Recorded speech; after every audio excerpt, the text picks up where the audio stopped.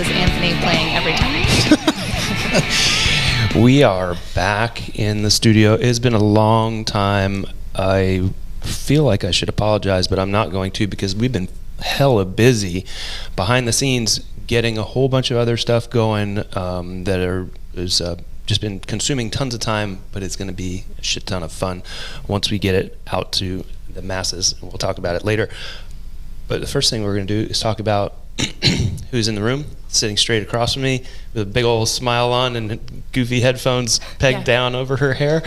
And my hair that I brushed for the first time in like Cockrell, 2 weeks. Hurricane that has come to the studio. So nice to have you. Thank you so much for having me. Welcome to the studio. Thanks. It's awesome. And welcome to the really podcast. Cool. Yeah, it's pretty cool in here, right? Super cool.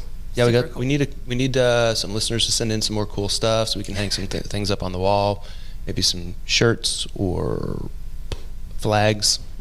I low-key took some pictures of your accolades. Oh, in here. Yeah, I have I don't think it's ever been on camera, but I've got some plaques and stuff on the wall, just mementos from a career that took care of me. Because I think you're really like super humble. But based on the things I'm seeing in this room, like we should all be a little bit scared. Nah. Like tread carefully, Anthony. You think he's really nice, only y'all? When I'm he's hungry. done some stuff. Only if you're selling drugs. He's done. Only when I'm hungry. Thanks for driving down here. Yeah. This is I think special to have somebody in the room. We talked about it a little while ago before we hit the record button. How important it is, I think, to have somebody right across from you. You can read them a little better. The emotion that comes out of them is felt in a different way, and I think it's super important. So we're really, really happy to have you. Doesn't take a lot of coaxing for me to come hang out with you guys or be a tradecraft. If you hadn't noticed, I'm here for anything you guys are. Yeah, hey, and I was thinking about you awesome. on the ride out here. The moment we first met in the parking lot out here, but we had chatted online, on Instagram before you came to compete at your first event here. And you're like, I want to help. I'm like, no, sister, you're competing. You're our guest. We're here to take care of you, not the other way around. And then we met. You stood up out of your vehicle. I'm like, shit, she's really tall. Yeah. And we hugged, and like we've been buds ever since, like really good buddies. And I think the world of you, Jake, your husband, your kids, and our families have come together before. So, but the most important thing of the day is the things that you have, that you're working on, that you're building and nurturing and taking out into the public. So, your mic. Let's hear about it. I want to know. Okay, yeah. No, thanks. I am super excited about the things I have going on or have. I mean, I feel like tradecraft and, the skirmishes have been a huge part of Project Hurricane, which started because I was posting awesome pictures from awesome photographers on Instagram, and I was getting a lot of attention on social media, and I didn't really understand that. My husband's like, yeah, because it's cool to see guns, and especially girls with guns. So I digress. I told him, I said, let's use that to give back in some way or to do something good with it. So I started making t-shirts because at the same time all of that was going on, the big defund the police movement began, and that upset me. So I sell different shirt designs. It started as just to give back to the agency that trained me to use guns and the guys that helped me learn to shoot, which is Polk County Sheriff's Office. So I give proceeds go to the Polk County Sheriff's Office, Sheriff Charities, and Canines for Cops. After that first round of t-shirts, I would meet people at the skirmishes, and they're like, oh, my agency, we do this, and I'd be like, I want to help your agency. And so we do a different shirt design, and each shirt design goes towards a different agency or benefits somebody else. So we've done, I think, 8 shirt designs, and we've, like the last one, of course, went to Florida, Wildlife, so FWC. And so does this one that I'm wearing. So we had 2 shirts that go for them because we did 2 in that month. But so each design is for a special reason, special cause, and they go to help law enforcement. 100%, I don't make anything, I don't want to make anything off of it, just to kind of give back. We don't make a ton. I was telling somebody on the way here today, I was talking to an agency about it, and I said it's not a ton of money, but it's more than no money. So I don't know if that's, And it just raises awareness. Correct. Which is the best part. Correct. I think it means something. A couple of the designs that are very personal to the people that, it's kind of like if you know, you know. Some people don't always know the background behind the design. I try. Sometimes they're too personal, and they want the design, but they don't necessarily want the whole story behind it. So sometimes they just mean more to me or the person that they're designed after. And it really does mean something to them when they text me and say, I saw somebody today wearing my shirt. Like, and it, don't make me cry. We haven't even gotten 5 minutes into the podcast, Anthony. Jeez, golly, it's like super emotional. Anyway, so it is super meaningful, and I think that's probably better for me than any money raised. So it's already a cool. thankless job for the most part, made worse by the efforts to attempt to defund or besmirch law enforcement in general. So the gesture itself is so valuable and can reach much deeper than the check amount that you turn over would indicate. That's amazing. Yeah, I've learned so much from it, and I've met so many really cool people. But overall, it's incredible to me how much the law enforcement community does for everybody.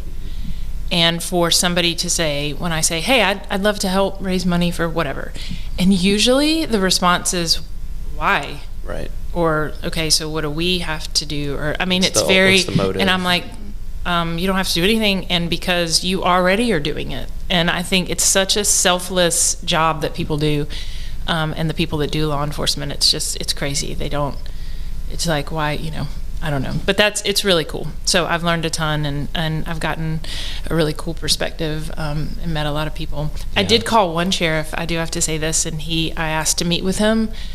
He was in a very small town in South Georgia, and he said that he could meet with me, but it can't be for a little bit because it's pecan season, and he's busy. And I was like, okay, are you the sheriff? Are you the sheriff? And he was like, yes, it's a very busy time. It's my pecan trees. And I was like, okay, no, and I don't want to get in the middle of that. So it's cool. It's, Yeah, I mean, I have a mango tree. I feel him. Like, when it's season, it's season. Don't talk to me about anything else, right? Yeah, so I was impressed. What's the current shirt that you're working on, and do you have one in the wings?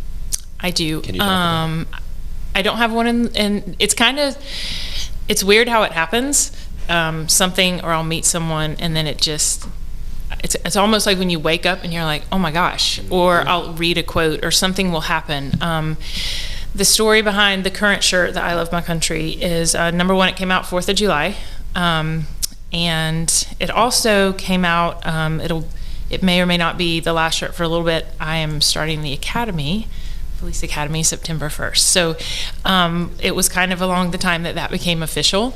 So, which is a huge thing for me. And the shirt says, service is born out of love, not duty. And I think that's probably the overall theme that I've learned from everybody that I've met through this project is true. I would say 98% of the cops and people, military personnel that I've met, it's just a different mentality. Yep. People will say, well, why do you raise money for them? That's their job. That's what they signed up for. There's a calling that I can't substantiate to someone who hasn't felt it, and I get it now. So anyway, we support teachers that had a calling, but we also do extra things for them too. Like you can do both, shockingly. Yes.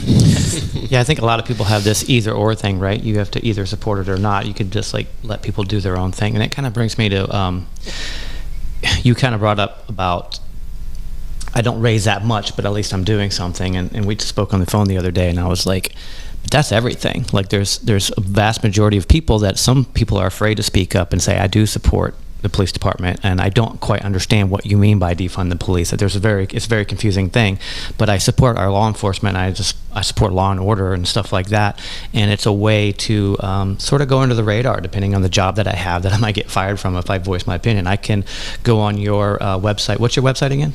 I have an Instagram. It's Hurricane AC_75. That's the best place to That's to the get best place, and the link to the shirts is always in my bio, so you can go right there. Yep. And we'll link to it in the show notes too. Right on. Awesome. And but it's a way for me to like go and like, yeah, I support what Ashley's. It's important to Ashley, and it's for good cause. And 100% of it goes to the cause instead of CEOs making $350,000 a year and flying around private jets. It's like it all goes grassroots right into a local police department.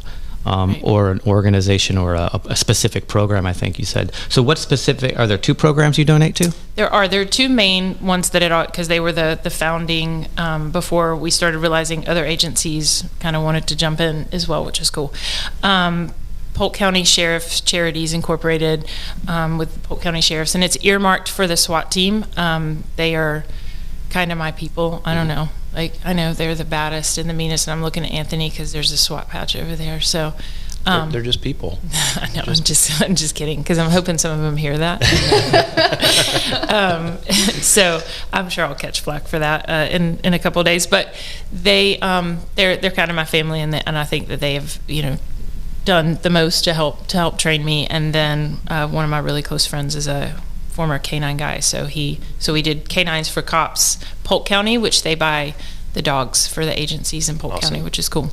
So then whatever agency we partner with as a third, and what I do is whatever proceeds are made off that shirt, I split it 3 ways and send them a check, and it's easy. They don't have to do anything unless they want to share it on Instagram and help boost sales for their agency. It's cool. So we met like at the Patriot Games style event, and you told me, I think the other day, I don't know if you mentioned it yet in the pod, that you were like, people wanted to buy your shirts off of you, like sweaty and used and whatever. How can I buy that shirt? And that is Weirdos. Yeah. I don't think it was like because it was me. It's because I don't ever have any of them on me, and they're annoyed. They're like, "Well, just give me yours." Get that one before they're all gone. So they're willing to buy the shirt off your back since you didn't provide a service. Correct. And so correct. You're like, It's mostly for mismanagement, because I don't bring any stock with me. So yeah.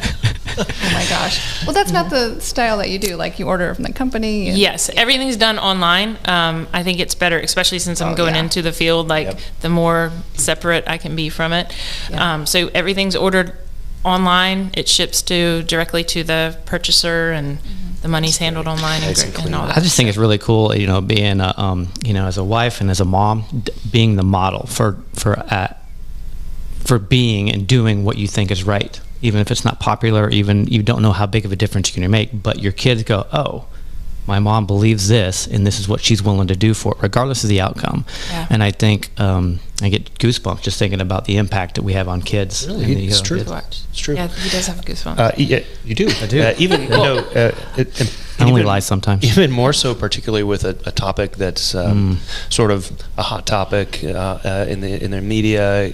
It could paint you in a certain light. It could get you, angry DMs into your box or whatever it is. The stance you take, the efforts that you go through, the fact that it's grassroots and you're not out there looking to do to pocket anything off of this. Just I think further and makes me believe strongly in what it is that you do. And we have your shirts at home. So, what's the website again? Or the Instagram handle? Instagram is Hurricane AC_75. So why did you start the Patriot Games? Why did you start doing tactical training at these crazy events? So I was doing some kind of some undercover. I don't want to make it sound like I was like a secret squirrel because it wasn't even that cool. But I was doing some You're jumping out of airplanes, snapping necks. Basically, I'm a spy. No, I'm just kidding. Not at all. But I was doing some training with our local sheriff's department. Yes. Anthony was waiting all day for that. I know. I'm so excited. And I was looking for a way to train with my heart rate up and make decisions in case you're ever in that situation. I don't think it's hard you can stand and shoot paper targets and work on your aim, and you should work on fundamentals, dry fire, and things like that. But to really have to make decisions, practical decisions, safe decisions when your heart rate is up is really important. So, and I do CrossFit, and actually somebody just mentioned it, like, hey, you should do this. This is 2 things you love. So I went started doing them. And then, of course, I was hooked because the community. It's like this little gang of people that doesn't, once you get in there, like you can't get out. Like you can't. I think that leave sentence is an excellent one to add on to anything. And I do CrossFit. That's a great finisher. Yes. Why did you do this? Well, this, and this. And I do CrossFit. So you throw in there, I'm a little crazy at the very end. Yeah, Yes, that's yes. the qualifier. People already know that. When you say that sentence, people are like, she's one of those. And if they're from the South, they go, bless her heart. Bless her heart. Yeah. For sure. So, that road that you were on led you to us, led you to our relationships, but is now leading you into a calling that may have been uncovered. You weren't always destined to be a law enforcement officer. Your career has been spent as an educator, as an administrator thus far, right? Yes. So, to be honest, I started in college in criminal justice, and I've always loved it. I tried to join the Army when I was a junior, and my dad was like, no. He didn't say no, definitely, but I was on a soccer scholarship. Did he make that sound? Like, what? He did with his face. I get it, yeah. And so I was like, okay, let's don't talk about it anymore. So I've always had this servant's heart, I guess. Like, I'm not trying to make myself sound like this, like, that's a great, amazing person, but I'm always always interested in service work versus retail or commodity or whatever, which is also valuable. But so I have been a dean of students for the last 4 years. With that, in that same time, I was doing some training here and there on, with everything going on in our schools about keeping our kids safe. I did some extra training for school stuff, and I remember having a conversation with a friend of mine who is a lieutenant at our sheriff's office, and I was sitting at a table at a training, and I said, man, I was like, I think it's crazy that I feel more comfortable in this environment than I do in the work environment that I'm in every day. I said, this is what I should have done with my life. And he said, well, do it. And I said, well, I'm 37. Like, I'm not going to do it now. That ship has sailed. Well, over the next 3 or 4 years, I told my husband, I was like, I'm not sure that the ship sailed. I thought the ship sailed, but I don't think it sailed. I think it's still very much here. So I finally got up the nerve to tell my family, this is what I want to do. nice. So, but yes, my work at the school ultimately is also what pushed me. Yeah. There's just It's such a a whole need. bunch of things that all culminated in this decision. A bunch of factors, all came together, and this little confluence of those things is where you're at. And I feel privileged that kind of you brought me into your thought patterns or your thought processes kind of early on. I remember when you messaged me and you're like, I think I want to be a cop. I was like, I kind of had a feeling this was going to happen at some point. But knowing where you were in your career, I was like, wow, this is going to be a major shift for you. But I think you're prepared mentally. You're certainly prepared physically. We talked a little bit earlier about some of the hows and the whys and the whats of law enforcement, and I think you have a skill set that's appropriately built out right now to get started. It will continue to develop, and you'll continue to hone the skills needed to make another career and do quite well at it. Well, I love that you put it that way. Most people just call me loud. Anthony told me earlier that my voice is going to be. It'll be one of it'll be one of your greatest assets when you get on the road. Yeah. You might be the only person that has ever said that in 40 years. Like, hey, your loudness, your loud voice. Most people are like, turn it down. Some people get it done with loud, booming, commanding voices. Some people get it done with calming, soothing voices. It takes both out there. So the cool thing is, I think, from working at the school and seeing. I was going to say, you're an educator. You had to have a loud voice. Well, I do. Yes.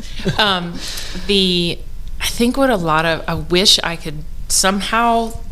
I don't know how, but I wish I could show. I feel like I've spent a lot of time doing home visits and things and working with police on the other side of things. And I overwhelmingly get the sense that a lot of times law enforcement does not see the good that they do. They see, they're the bad guy. They feel like they show up and they disrupt everything. They take somebody's parent to jail. And I'm thankful that I've gotten to see the other side first. And I hope I can bottle that up and take it with me and it doesn't change it. And I wish I could share that with the law enforcement community to say there are kids at my school that, like, you literally saved their life. Like, it doesn't feel like it because they cried last night when you broke down that door, but like they're at school today, Right. and they slept all through the night last night because they weren't scared. Like, it's amazing. So, you know, I think that there's great work. I think you just have to intentionally like think about it like that, and I hope I can continue. Yeah, well, with like anything, perspective changes person to person, and you know, all of your life's experiences are going to be with you when you step out of that car for the very first time, and you're going to see things differently than the 21-year-old guy who just got done with military service, or the 24-year-old who just graduated from college. They're just starting to get their life experience. You know, you're going to step out with a whole new different set of glasses, and it's going to pay off for you for sure. And it's going to make you take all of those different experiences and put them together and make a really fantastic team. And I think sometimes we think like we have to choose like this one job and that's what we have to do the rest of our lives. But I think, I don't know, humans are so much more complicated and beautiful than that. And if we can like take the seasons of our lives and put them in a beautiful order like you're doing, you can take all of that you had before, use it later. You could have done it in the opposite order and switched to education later. There's no right way to do things. Yeah. Sure. You know, law enforcement is not just break down the door, take people to jail. For the most part, it's education. Yeah. And arrest is an education, right? If you think about it. So you're gonna be leaning heavily on all those skills. You're gonna be leaning on really everything. There will be calls where you have to use 1/10 of what you brought, and there's going to be calls where you're going to have to use 100% of what you brought.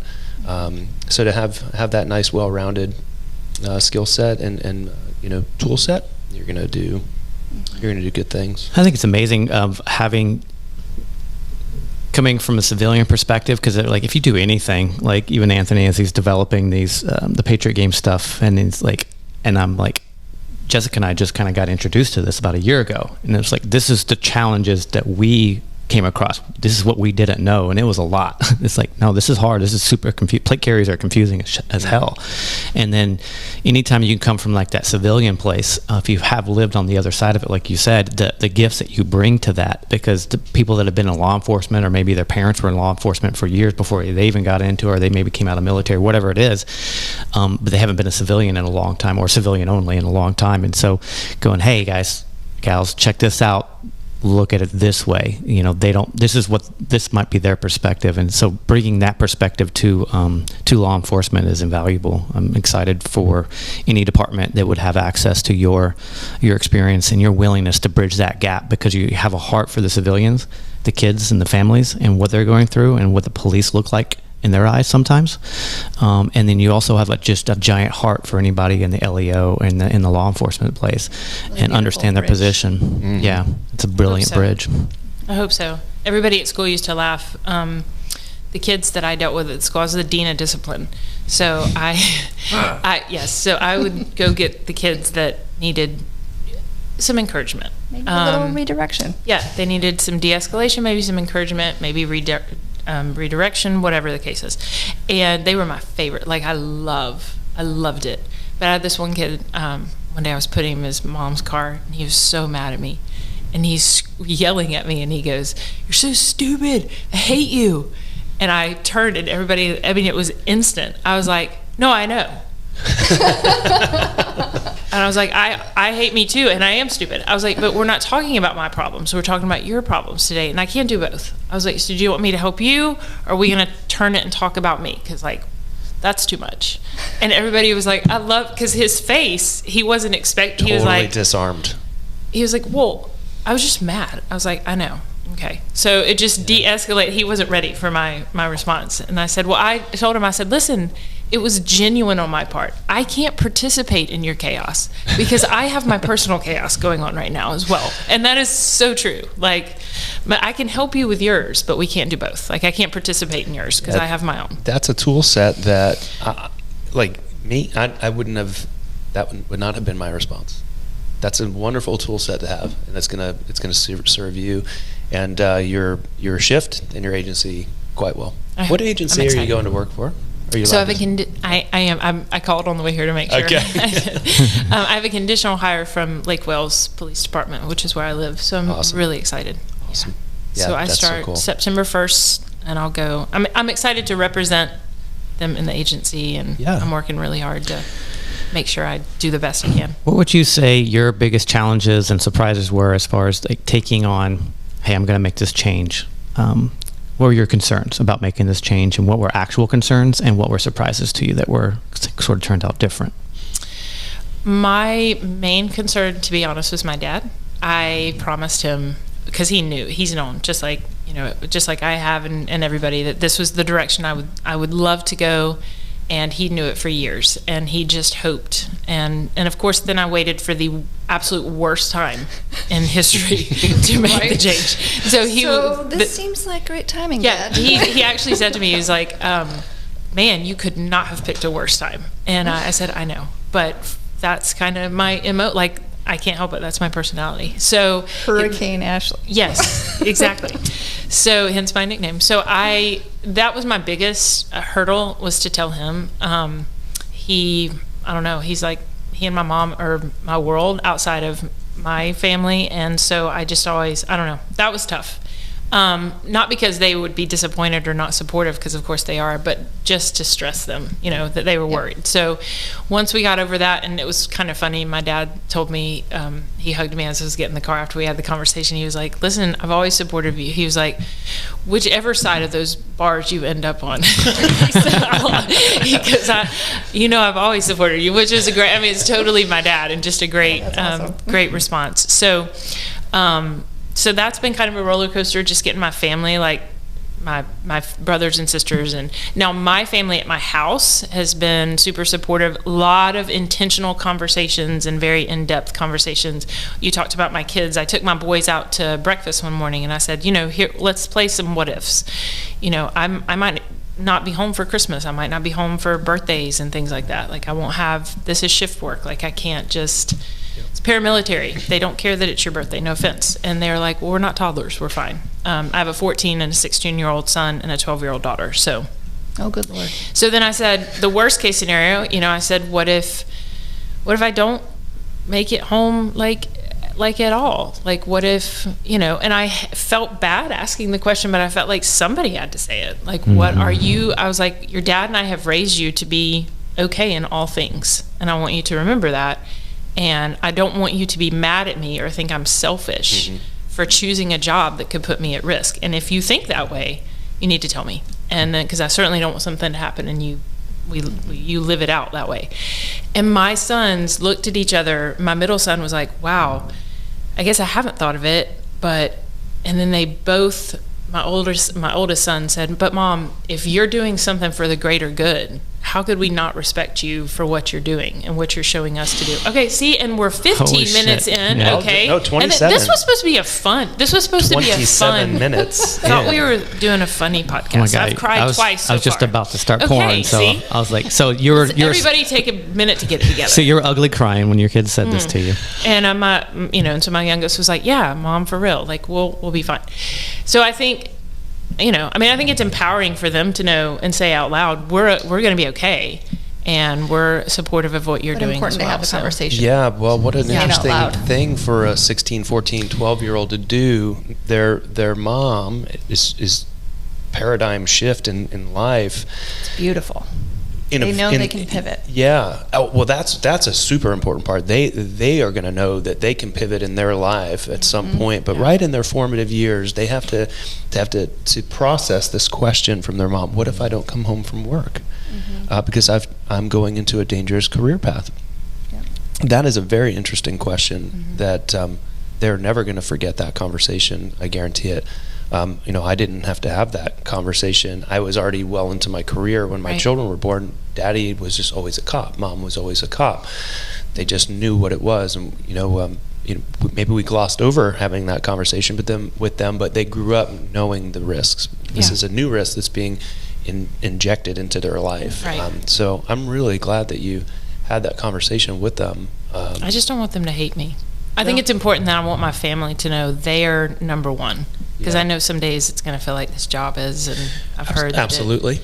So we're trying to get all of that. It sounds like you guys did well. You've obviously done a wonderful job up to this point. If if the conversation went that way, was so positive.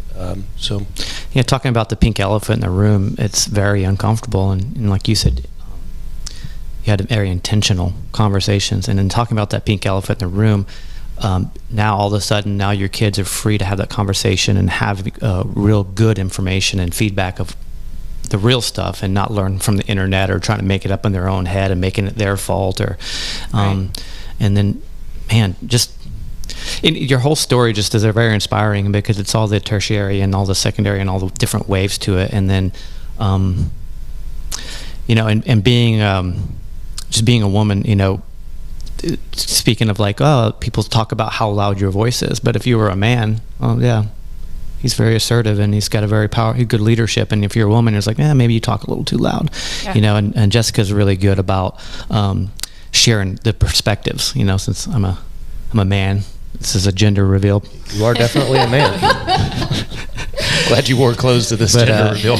One of the many gifts that Jessica brings to my life is like giving me her perspective on what it's like, and we hopefully we do that for each other. But it's really opened my eyes a lot to those kind of conversations that you ladies have to hear and that I don't have to hear, and vice versa. Men have to hear some stuff, and we're not allowed to cry quite as often. But I think that's changing, and I think it's changing for women, and I think it's changing for men in a good way. So I think it's changed just in this podcast. Like we've all cried at this table like twice already. We're in a room full of criers. Like yeah, sure. No, it's fine. Sure. What happens in the podcast studio stays in the podcast studio until it's on air. Yeah. If I may, and I'm married to a law enforcement officer. Allison's been a deputy for near 19 years now. She's served with the same agency, the Collier County Sheriff's Office, with pride and honor, and has done a great job. She's worked from being a student clerk through Uniform Road Patrol, and now she's in youth relations. So she's done.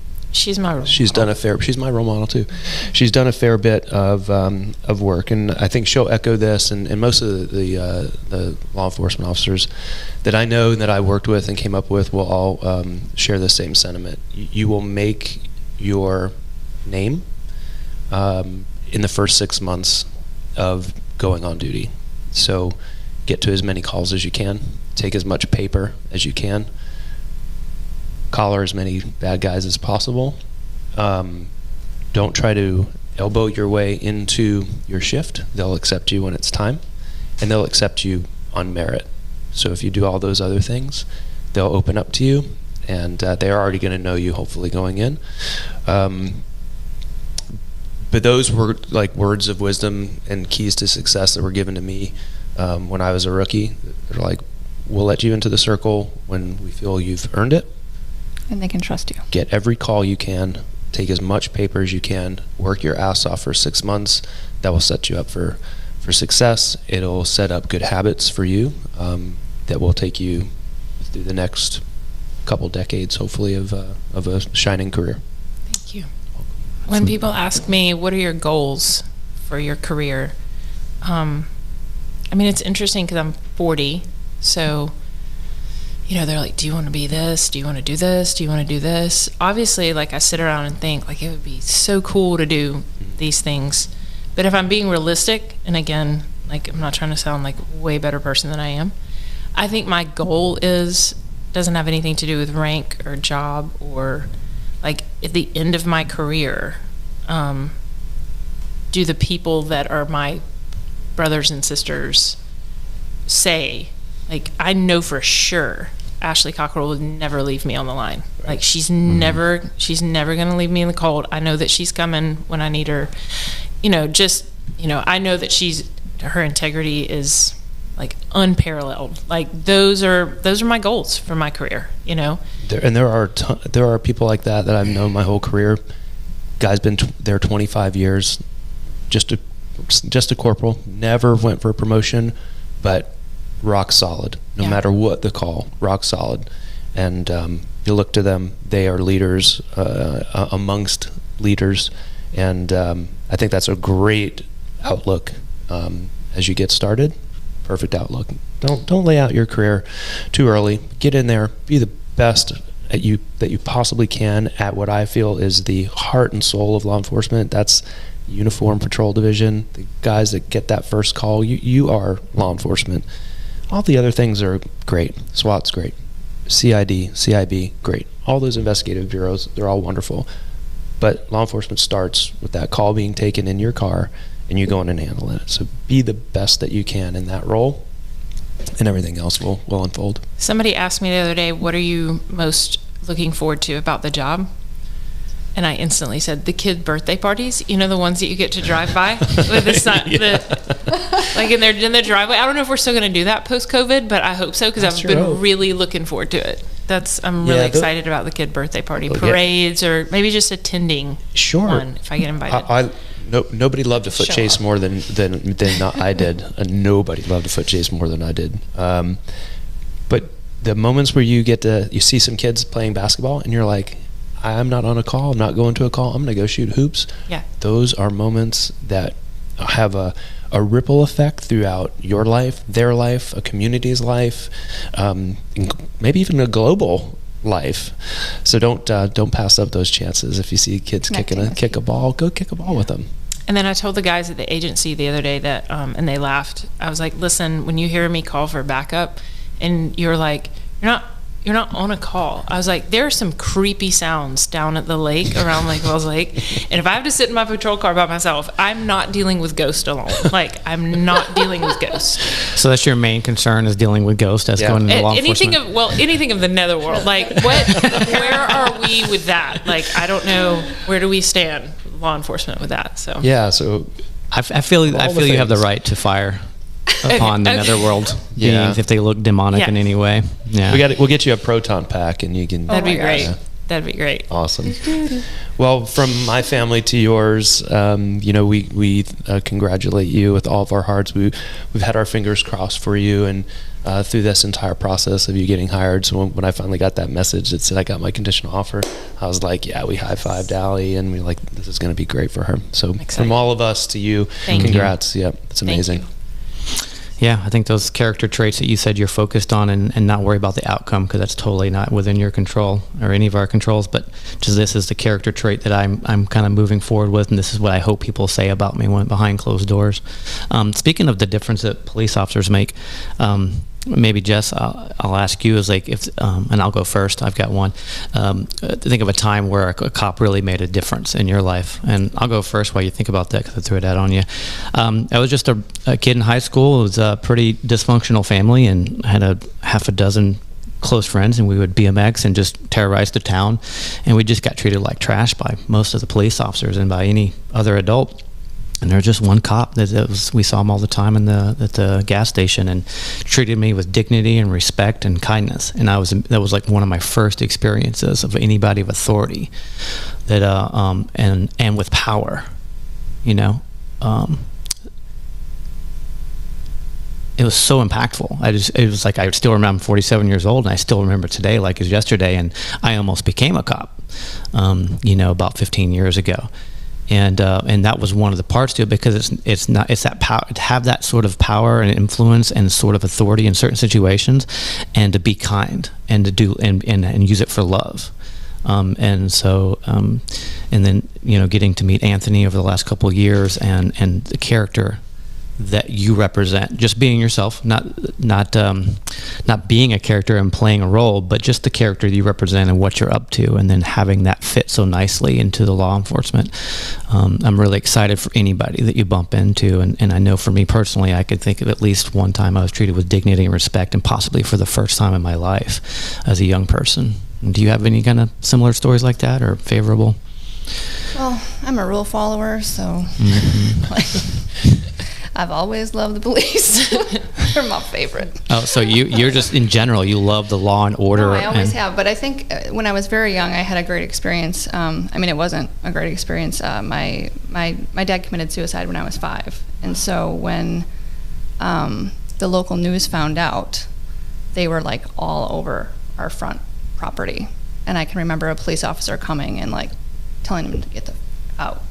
That these, the family deserved to have some privacy, and just that feeling of like, I've always had a positive feeling of protection, and that it wasn't, law enforcement wasn't ever something to be afraid of or contrary. It was always seen as something that I should feel great about having in my community. So I don't know, just a little bit different experience than you, but Yeah, I mean, I haven't done jail time like you have, but just kidding. Just kidding. His face. I must have been really drunk. I don't even remember going to jail. Must have been a great night. Well, I want to add that to my goal list. That To go to jail? The people in the oh gosh, I just had like anxiety. To have the people in my community say, like, I don't know, sit around a table with, like, fancy podcast equipment one day and say, there was a cop one time that was like really great and respectful. One of my instructors that I really look up to was telling me, he was like, I'd have to, like, I mean, put somebody in, arrest them, put them in the car, and he was like, even if they resisted and it, whatever, he's like, then after it's over, they're in the car, I'm like, hey buddy, you need water, you good? He was like, he's your people, Exactly. And the thing is, you're showing up, I don't know, just at school, and dealing with the kids, which I know, it's not the same, but I mean, they're going through something that, like, we're coming two different sides of the spectrum, right? But we both have a job to do, or we both have a perspective. And I would tell the kids at school all the time, I'm like, here's the deal. Every day when I come to work, I have two choices. I can be a jerk, and that's easy, actually, because I can pretty much just sit at my desk and drink coffee and let you know how bad you're getting on my nerves with what you're doing, which is pretty bad. Or I can be not a jerk and potentially even a hero by just being patient with you and trying to help you. And I was like, you also, that I don't have that power because I'm a dean of discipline would be administrator here. I was like, nor does a cop have that. I mean, that's anybody. Like, you have a choice. You can either help somebody or you can make their day so much worse. And so I hope I bring that perspective. Like, what can you bring and make the situation better, even if it doesn't feel like that's what you're doing to the person at the time? Like, how can you be? Everybody says cops are a hero. Well, anybody's a hero. You just have to make that choice. And if I could make somebody's situation better, if you're going to spend the same amount of energy, why not just go that route? Exactly. Like that. Why would you waste all of that making it worse? So before we started the podcast, you were talking about, I was sort of listening in the background.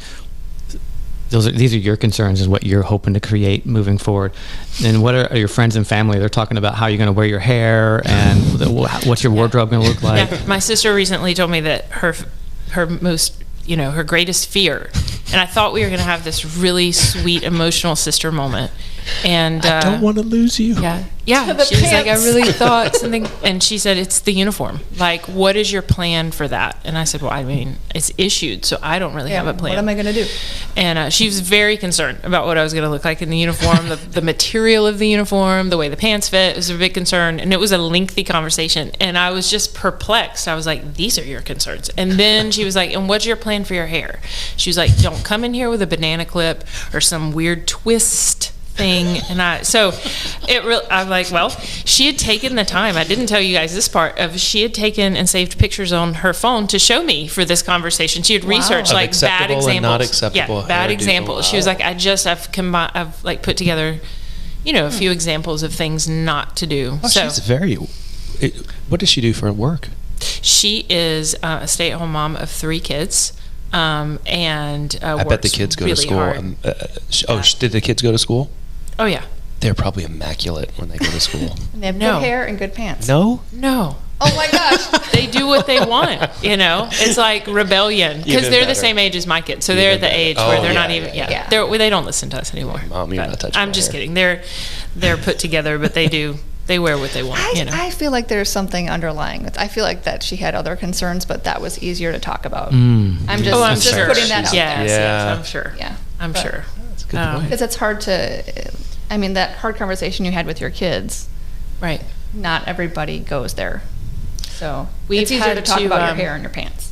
I had a conversation with Jake, my husband, and I said, hey, one thing is, like, we're obviously, it sounds cliche. In fact, I kind of want to cringe when I say it because everybody's going to be like, whatever. I mean, he's literally my go-to best friend. Like, he's my best friend. We tell each other everything. Yep. I mean, we just do. And so I told him, because I was reading a book on emotional survival for law enforcement, and it says in there, like, there's some things you're not going to want to tell your spouse, like, not in a secretive kind of way, just I guess you don't want to repeat it. I don't know, I don't have a reference point for this yet. So I told him that I read that, and I was like, I feel like I'm already hiding things from you. And he said, no. He goes, there's things that I'm sure you can't. Like, you got to put that in a place. You know, you're going to see really bad things. And he said, I'm here if you want to talk about them, but you're not obligated to tell me everything that happens, like, you know, during your day. And just little concerns like that. But one thing that has him scared, I said, what about, like, you also can't protect me, like, you know, what if I get beat up?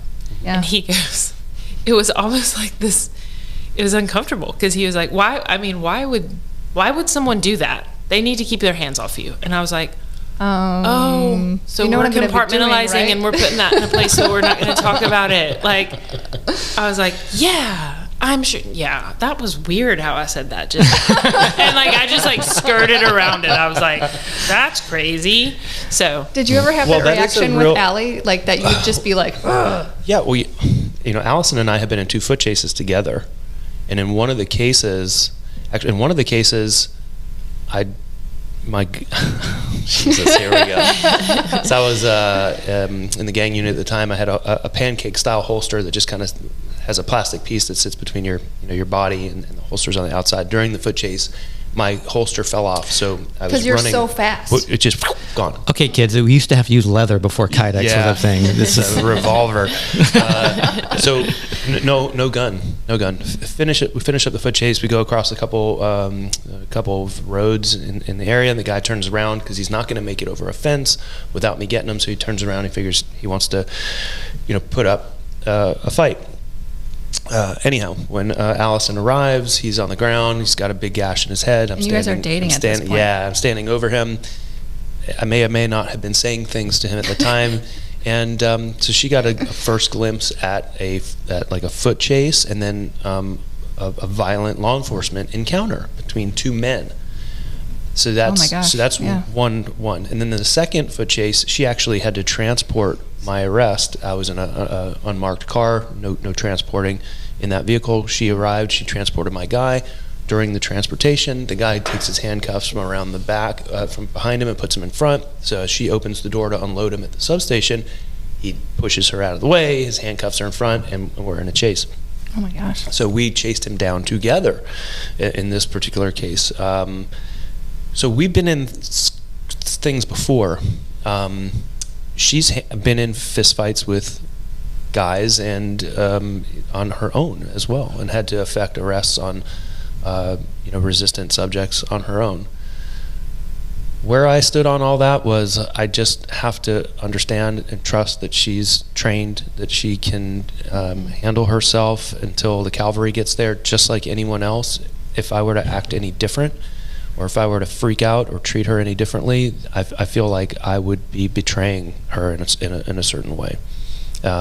Almost betraying her confidence. Yeah. Your confidence in her to have I guess that's probably the difference. perspective. Yeah, like you were a colleague, but like your husband will be a civilian. Yeah. That's going to be a little different. Yeah. It will. It just will. If you come home, and your uniform is scuffed up or roughed up or whatever, you come home with a bruise on your arm from a scuffle, it's going to hit Jake a little hard. Right.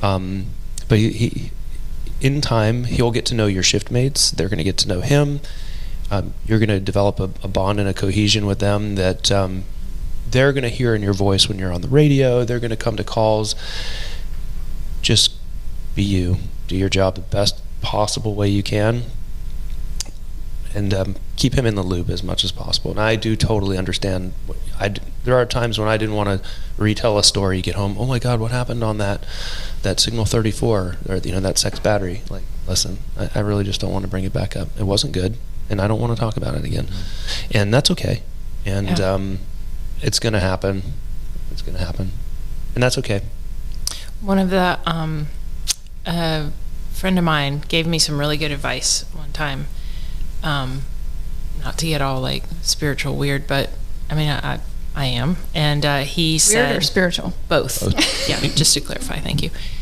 He said, make sure you're squared away in that aspect, so that if you do have to meet, sure, make sure it's not the first time. And I just thought that was a cool way to put that. It wasn't like, didn't make you feel like, how dismal. Like, it was kind of a cool way to be like, hey, just get yourself squared away. Like, mentally prepare for what may or may not happen, and make sure you're squared away, know what you're signing up for. And I just thought that was really Yep. That'll Really neat. remove hesitation. That removes all shadows of doubt. So when the moment's there, boom, you react, you do your thing.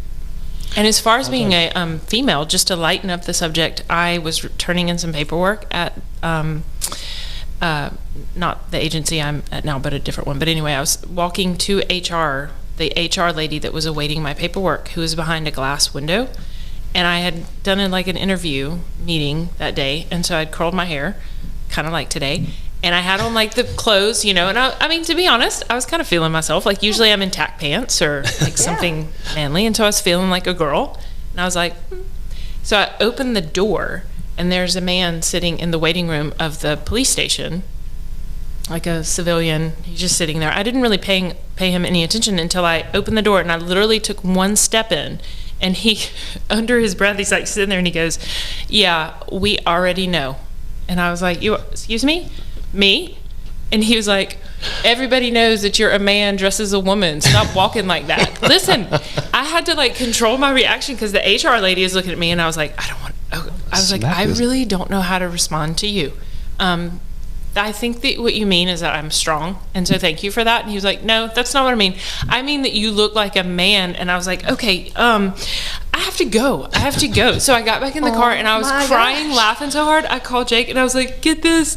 I thought I was looking really girly for this interview, but it turns out, no, he thought I was a man. So what we can hope is that maybe I get that same reception out in the field, we're not really sure. Well, first of all, let's have kind thoughts for this person that is so insecure in his own masculinity that he has to try to beat other people and dim their light. I think he was. He also told me he was a wizard. So. Yeah, just to qualify. You probably should have led with that. Yeah, sorry. So there was a guy who thought he was a wizard. Yes, there was a wizard. Gandalf once told me. Yes. Yeah. Anyway. Which is funny is the imposter syndrome, I think, is one of the most common things out of these Patriot game type things, and I think in life, anybody who's successful and that I admire almost, that's one of the most common denominators is some sort of self-criticism of imposter syndrome. And and I see you as just as super confident, badass, and I just love the dualities of being just an amazing, beautiful woman who's spiritually connected and honest and vulnerable. But also totally kick your ass. Could run up, throw on a chest rig, and load her AR and start knocking down targets 200 yards or more away, and just watching the quote unquote typical men sort of going, what the fuck's going on? And then seeing you battle with what's the young lady's name that you guys are always Kristen. Oh my god, I love. Are we battling? Because she's amazing. Mostly I'm learning. She's doing it, and I'm you guys, watching her. She's amazing. She's so much. You guys are so similar to each other in your makeup and in the way that you carry yourself. Pushes you both. If she were to walk down the hall in her office in her day, I don't know what she wears to work daily, but she's dolled up, I'm sure. Yeah. But then you see her out on the battlefield, and she's super badass with her pink rifle. I know. I love it. Self-criticism at one of the events, one of my shooting instructors was here, and it's funny because people that really know you, I feel in the photos and everything and on social media, I can't tell you how many people where we live or whatever, you're so, it's so badass, it's amazing. And I'm like, thank you. And we get in the car and my kids are like, oh my gosh, you came in last place. And I'm like, I know that, but we don't have to share that. But I had my rifle one time, and it hit me in the face, okay? And I'm like, nobody saw it. Because your stock was collapsed or something? Yes, something, user error, stupid. Sure. And so I'm like, no one noticed. I'm totally good. Walk it off. I get back to the tent, and my instructor was there with me, who's a friend of mine, and he was like, hey, how'd it go? And I was like, you saw it. It was fine. And he was like, yeah. How's your face? And I was like, so you saw that? And he was like, yeah, and you're bleeding. And I was like, dang it. I was like, I can't even play it off cool. Nope. It's great. Yeah. It happens. I'm definitely very honest about my short. Yeah. No. You miss it. Well, because I hid in my tent area for a little bit, cleaned my face off. It happened because you were there. Otherwise, that's right. You don't get to experience it. Is it Rocky? Yeah, so, Rocky. Speaking of experiencing, we've said Mike has mentioned the Patriot Games a couple times. I'm so excited. And I think it's time that we discuss it and uncover what the heck has been going on. Do you have like a button for that? Part of the. I don't. I don't even know what. I can't remember. I need to label button. these. Yes. All right. I feel like it needs to be like hard rock. I'm sorry. That's better. Okay. So let's discuss this thing. And this is what the primary reason that we haven't had a podcast come out in a few weeks. You guys were traveling. I was traveling. I was working very hard on behind the scenes on this thing. But October 23rd, 24th, we are introducing and unveiling a new shooting event, a new shooting competition here at Tradecraft Range to as wide a net as we can cast, and it is called the Patriot Games. Mike and Jess, you guys are our creative directors and our whiz-bang photographer, videographer. Which means we text him at 3 o'clock in the morning, so when he wakes up at 4 o'clock in the morning, he's got crazy ideas that he can't implement. Stay up late, and I go to bed early, so it's like I wake up at, very early to get all of their texts that came in. They've stayed up 9:30 or 10 o'clock, which Mike is late in my world. Yeah. I'm in bed by 10. Yeah. So we're going to take this thing and take it to the people. I'm so excited about it. I a year ago I had never fired a weapon before. Mm-hmm. And with all of the stuff that happened last summer and how uncomfortable I felt as a woman living by myself with my child, this is perfect, because this is what I felt like I needed to learn how to do all these things to be self-sufficient and also, like, I don't know, be what an American should be, is prepared. And it's so fun to see it come to life in a way that it can gamify it and make us all better. Yeah, and prepared is a big part of like what it is that we're doing, that we're trying to offer up there. Prepared in a real world sense. So we are going to blend together pistol shooting, out of a holster off of your belt. We're going to put together rifle work off of a sling that you may have in everyday life. We're going to blend together functional fitness, which I coming from the fitness business, I believe very strongly we are all responsible to ensure some level of fitness that can take us from point A to point B, or help someone else get from point A to point B. But then we're going to do all those other things that I think other shooting events may have canceled out, lined out, or just said, nah, that's not going to be part of what we do. Just a different direction for whatever reason.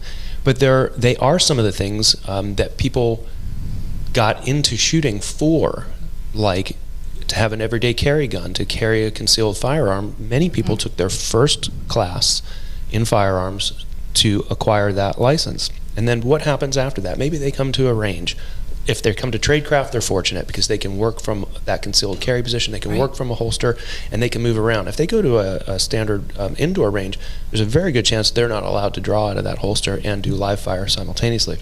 Yeah, there's a 100% chance. If it's an indoor range, you cannot pull from a holster. Yeah. So that I think that we're going to add elements of concealed carry into this competition. So that right there is going to really give us a whole different look on things, and it'll give competitors an opportunity to reconnect, I think, with that element again. And it's so practical. Very, very, very, very practical. And in a case like me, I had a fully kitted out belt. I carried an IFAK on it. It had Israeli bandages. It had chest seals in it. And it had a tourniquet. And then when I started competing in fitness and shooting competition, I dropped it. Because you didn't use it. To be faster, to have less things to get snagged on. So I was really gamifying or sporting up my kit to fit into the context of this event. But I want to fit into the context of being able to be prepared and be in real life. So we're going to reintegrate tourniquet use into competition setting, which I don't know if anybody does that currently. If they do, after we make this announcement, we'll know where they got it. Yeah. We're going to reintroduce or introduce for the first time the use of tourniquets in competition. Yeah. So maybe you took a Stop the Bleed class, you got familiar with tourniquet, how to stage it, where the band goes, all that, how to get it on, how to tighten down the windlass and secure it. But and maybe if you're one of the 1 or 2%, you've continued to train that. After that class, you've trained it at home. Maybe you've trained it on the paramedics and firefighters. Right, they do it on a more regular basis, hopefully. But the vast majority of people, they go to the class, they go, okay, I know how to have a tourniquet, and I keep one with me. We want to introduce it into a sports setting. So that's what we're going to do. We're going to bring that into the Patriot Games. So those two elements right there, I think, take us a little bit on a different path. Everyday carry options, and we're going to do some basic medical. And then we have some other things I'm not going to share out loud that are going to be I didn't find out what we're not sharing. They're going to be really cool. Also, just discussing, coming from a civilian point of view and what my take was on it, what I would love, whether it's possible or not. Also, just different ideas on how to keep it competitive, keeping the core of it the same. As far as keep what's good and get rid of what's not working, listening to the competitors if they have concerns about how much weight is there. And so looking at different things. Also, there's some drills or battles that it doesn't serve them to be time. Sometimes it should be a pass or fail. So integrating that kind of a thing. And then also, is there any opportunity to go off of weights versus body weight percentages? Exactly. Right. Versus just like, hey, here's 800 pounds, lift it. Well, okay, how heavy should your plate carrier be? So these are all things, again, that we're just throwing against Anthony because he has so much experience. And he goes, okay, we can implement that, but probably not until next year. We need to make sure and keep what's working and just slowly integrate these, wait, I need help. Words are hard. Masturbate. We're gonna Masticate. masticate. Invertebrate? Invertebrate. Oh my gosh. This is how we get off course. But Mike is right. And so this is kind of like I don't want it to be seen as a light route. It's not an easier route. It's a different route. Different. And I think it's going to reconnect people with some of their whys as to why you started carrying a gun. Why did you go to that first class? Why do you even carry a tourniquet? It's going to open it up to people who have never seen it as an option before, too. Absolutely. I think there's I think people discount one thing that I've tried to share. In fact, I was in a training the other day with teachers, and they were going over active shooter. And the instructor, he was just a school staff member, was just presenting a YouTube video, basically. And he was instructing them, like, if you decide to fight them off, and he's like, make them bleed, make them pay, make them, and you could see these teachers were like, they're like, this is elementary school teachers. Right. And so I raised my hand. I was like, I would feel really bad if I didn't say this. And this, I feel like, is what you're saying about these games. No one is asking you to win the fight. No one is asking you to come out here and win. No one is asking you to come out here and be, top grade military or law enforcement or, we're just asking you to enter the fight, because you would be amazed at the difference you can make just in that one little detail. Absolutely. But you have to train yourself. And then I tell everybody the best thing that I've gotten out of this, and it's the weirdest, most unexpected, is the ability, again, like I said earlier, to make decisions and respond. And I'm not even talking about weapons. Yeah. I'm talking about in a stressful situation with your heart rate up. You would be amazed that if you will constantly train yourself to do that, it will overlap into other things. I was running one day on a jog with my headphones in, and a lady waved me down. Her toddler was, she thought he was not breathing, but she's like, help him, he's not breathing, he's blue, he's on, and she had him laid on the back of her car.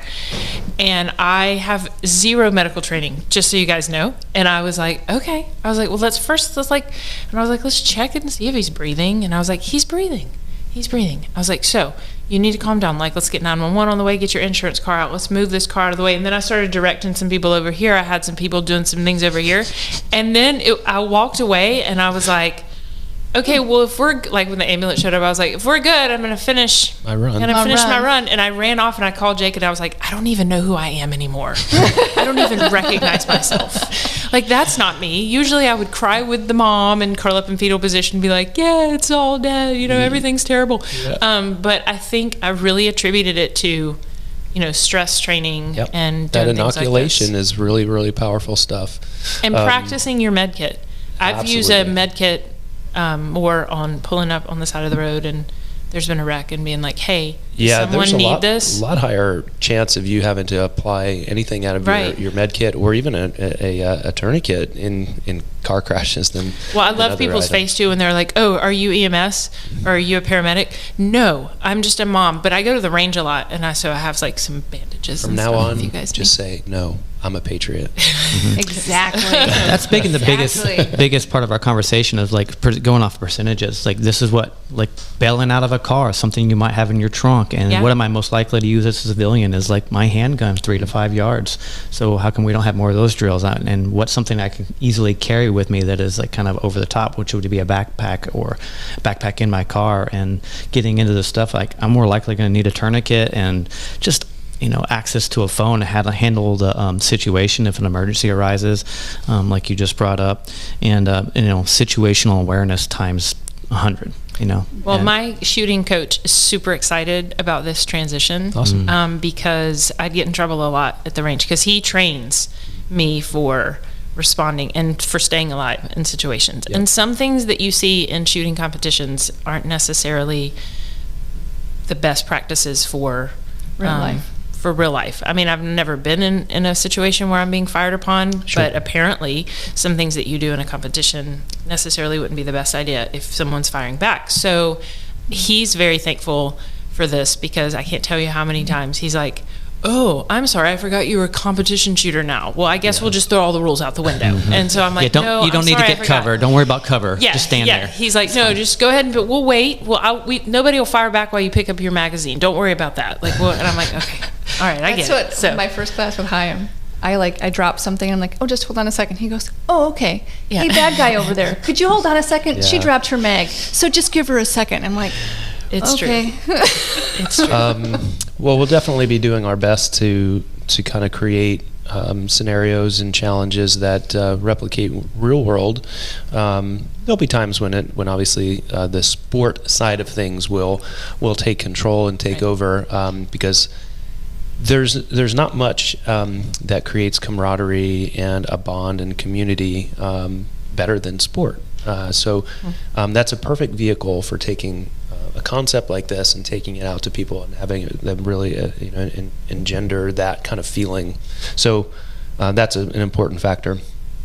We are also going to mix in some things that we've tried before and we were very successful, like these little brain games, some pattern memorization or pattern recognition. There are literally dozens of ways that we can get the brain involved in the game, more so than just body gun, body gun, body gun. We're going to have a connection, a bridge, and that being cognitive ability. Yeah, I think, and then also like safety is obviously the number one thing. So there's some stuff that we want to do that it's really tricky to do at scale that keeps it safe. So the sports side of things will be there and won't be directly relatable to real life because safety is going to need to be involved, and we can't count on, there's different levels. All levels are welcome pretty much, and so that'll be that. But also like, there's a lot of room to lean in towards more realistic movements, and I think most people that show up, most of the competitors and participants will get it. It's like, well, okay, normally I wouldn't maybe carry my firearm this way, but I get it. We're at a kind of a competition here. I don't mind having to load my weapon or something after I present. And I it. wanted it to feel very, very inclusive. Also, I don't want anybody to go, oh, I need a year to train to do that. No, You don't. you can come out and do this now, provided that you've got the gear. And if you don't currently have the gear, by gosh, you can borrow mine, or we're going to turn you on to somebody who can get you some gear quick. We made some adjustments and some changes just recently to the website. I was talking to Mike and Jess while I was out of town. I said, how about we take the intermediate division, right? The division that the bulk of the people fall into, and give them an option, a way to opt out of wearing a plate carrier for that division only. Now, of course, they won't be eligible for the prize table. You'd have to, compete at a minimum. But if you're at a stage where you haven't purchased one yet, because it is a daunting task. What size?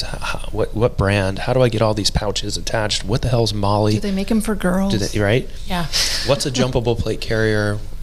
So, if you haven't gotten that purchase done yet, or you just purchased it and you're still training and wearing it just feels terrible still, but you want to compete, I want you to compete. I want you to get the experience of that competition, and I want you to insert yourself into the community.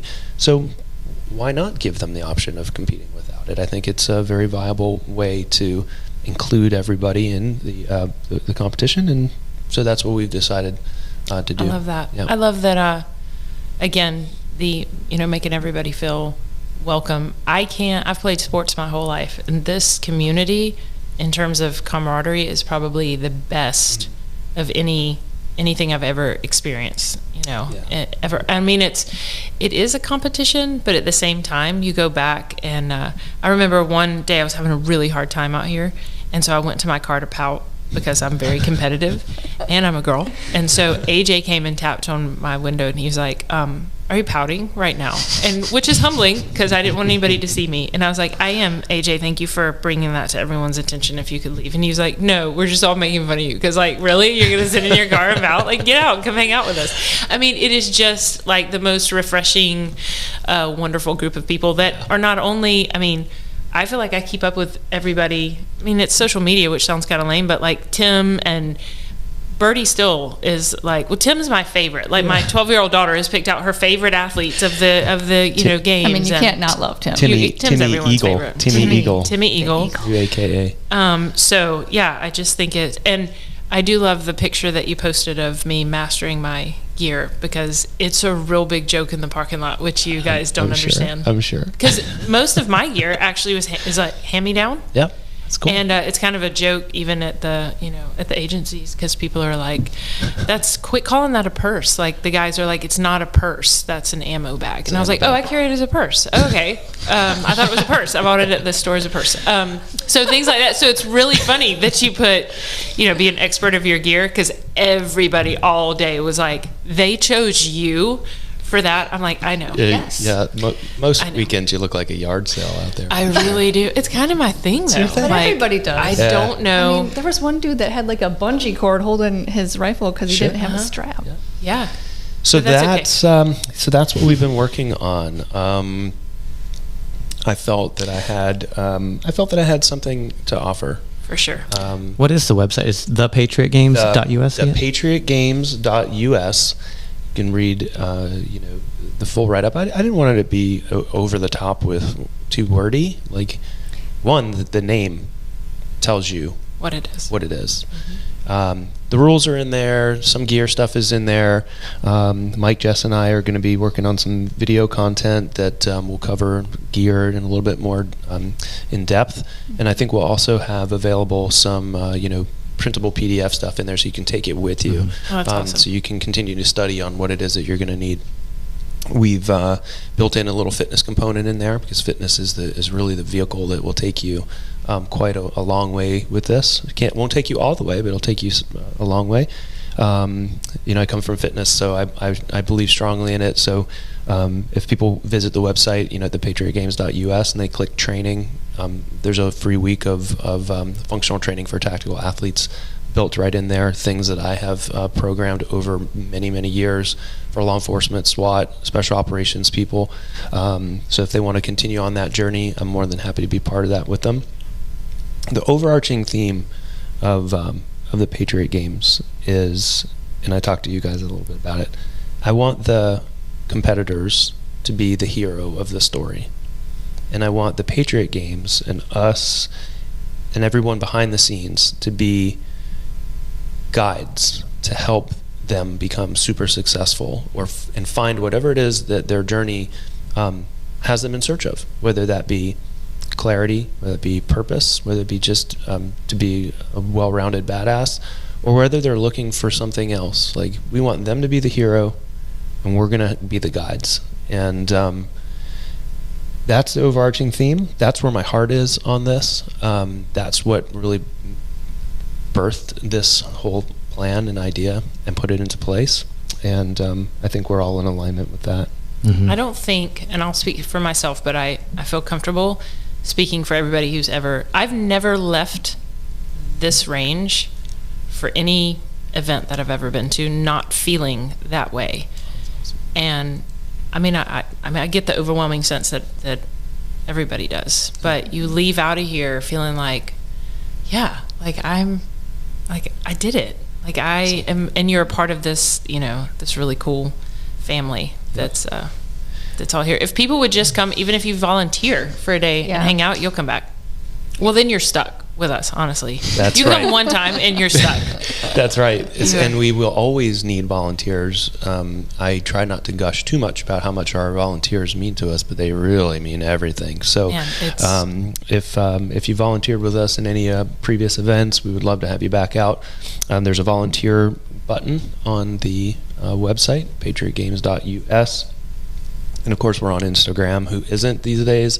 We're at the Patriot_Games, and so we'd love we'd love for you to hit us up or follow us there.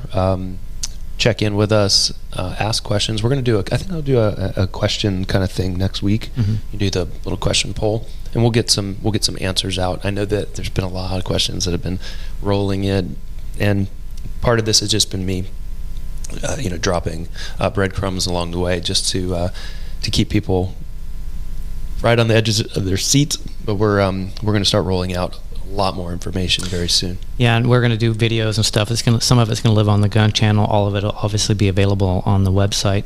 And a lot of it is due to get white and yellow belts, proverbial white and yellow belts, into the games and have it explain just the basics that you need to do. That it's really not a lot out there. Like, you can go on YouTube and you can learn how to reload, do a tactical reload in under 0.005 seconds, but it's there's not a whole lot of people telling you how to safely discharge your firearm and show clear and then reholster and stuff like that. And that's one of the biggest. Anyway, so we're gonna have videos and stuff really covering the basics to have the proverbial white belt and yellow belt feel comfortable with joining, the gear needed, why, here's the minimum and here's what we recommend, and here's the maximum.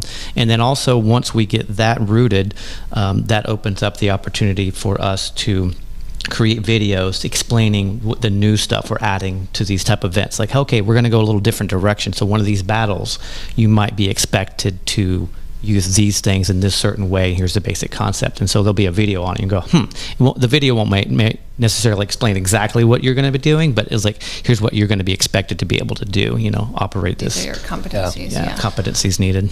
That's awesome. Yeah. So we're building new friendships and new relationships. Of course, basically every day, every step of the way, there's something new. Every day has happened. We have a title sponsor, and I'm not going to share it yet. We're going to finalize some of the last things. But this is a dream come true, really, to work with this sponsor. I hope they feel the same way about us, and so far, I believe that it's that feeling is mutual. When we're ready to release that, we will. And we have a trip planned next week, Mike, Jess, and I, over to see them. And we're going to cut a killer video from their place. That's awesome. We've got some other great sponsors. Mark at Grizzly Ears has been an amazing asset to all of us in this community. So Grizzly Ears is stepping up. They're going to be part of our sponsorship team. And so does that mean we get the dog, right? Oh, Thor? Yeah. Did we get Thor?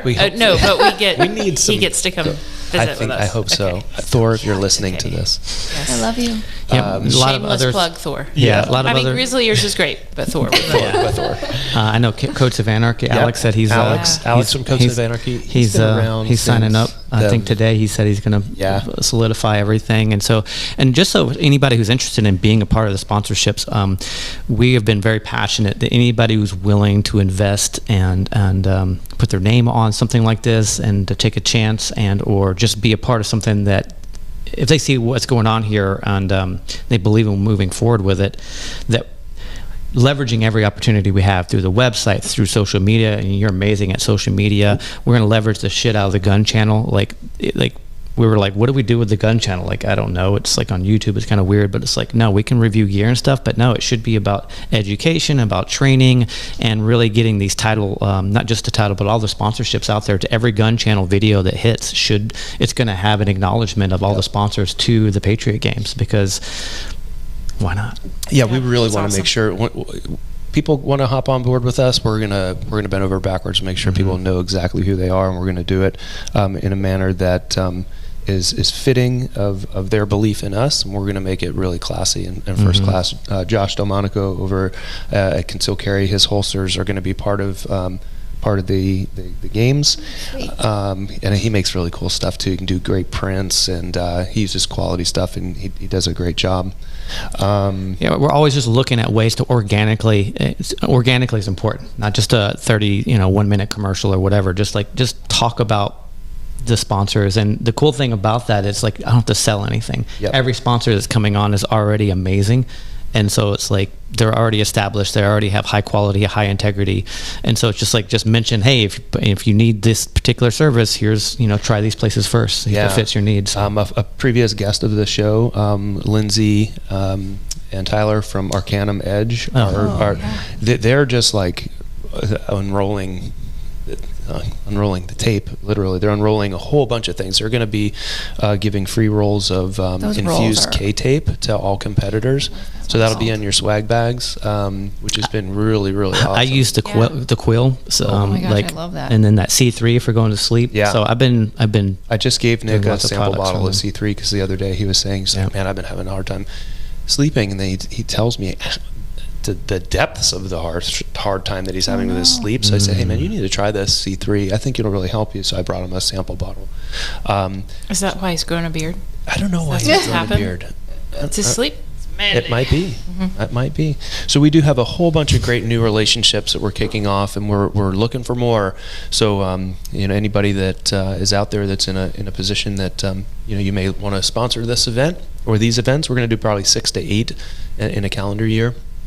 Or maybe you're connected to a company that you think might be interested in sponsoring us. Please let us know. We've got an awesome package that we want to roll out for them. Do you bring sort of like a family album with you when you do a presentation for the sponsors? Like, here's also what you're getting. And then you have like pictures of the family.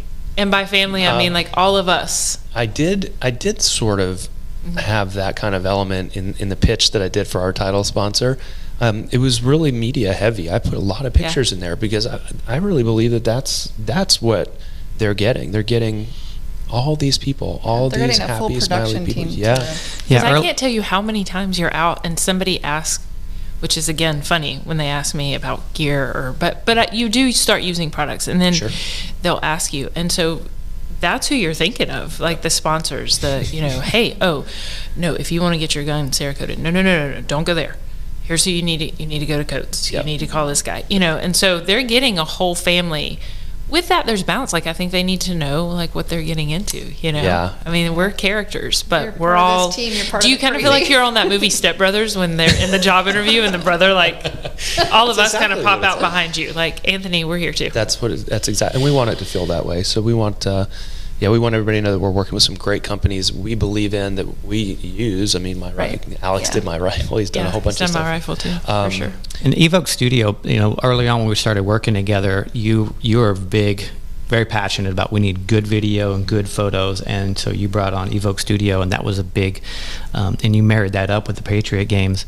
And I think and I know as we move forward into the other sponsorships and stuff like that, Evoke Studio is just super excited to get out there and cover content, and we just love doing that. Anything that is a cool cause, it's like, yes, that's a local company. It's not made in China, and if I have a problem, I can really good work. And if I have a problem, I can call them and talk to them. What's the name of the company with CBD oil?